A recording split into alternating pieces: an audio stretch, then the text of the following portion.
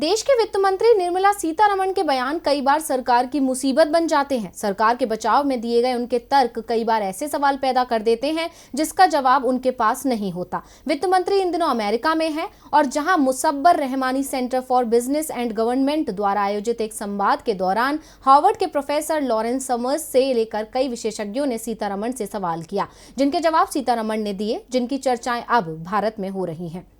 क्या देश का प्रधानमंत्री सिर्फ उन राज्यों के प्रति जवाबदेह है जहां सरकार बीजेपी की है? देश के जिन राज्यों में गैर भाजपाई सरकारें हैं वहां होने वाली किसी भी घटना के लिए पीएम से सवाल नहीं पूछा जा सकता।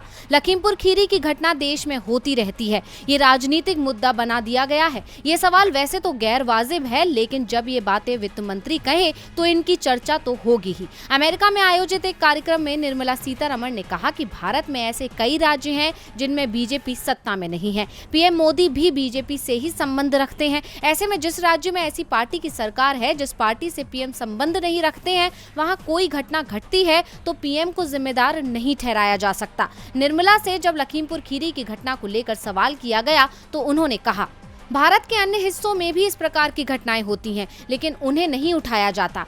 जब बीजेपी शासित राज्य में इस तरह की घटना होती है तो कुछ लोगों को इसे उठाना अपने लिए अनुकूल लगता है, जबकि हर घटना को देखने का एक ही तरीका होना चाहिए। यानी निर्मला सीतारमण ने साफ कर दिया कि लखीमपुर खीरी जैसी घटनाएं देश में होती रहती हैं। इस पर जो सवाल उठ रहे हैं दरअसल वो गलत हैं। सीतारमण ने नोबेल पुरस्कार से सम्मानित अमर्त्य सेन के बयान की भी आलोचना की। उन्होंने कहा कि सेन तथ्यों के आधार पर टिप्पणी करने के बजाय अपनी निजी पसंद और नापसंद से अधिक प्रभावित दिख रहे हैं। दरअसल अमर्त्य सेन ने देश में अल्पसंख्यकों के साथ होने वाले भेदभाव का मुद्दा उठाया था, जिसका जवाब देने की जगह निर्मला सीतारमण ने इसे उनकी व्यक्तिगत पसंद और नापसंद से जोड़ दिया। डीवी लाइव की रिपोर्ट।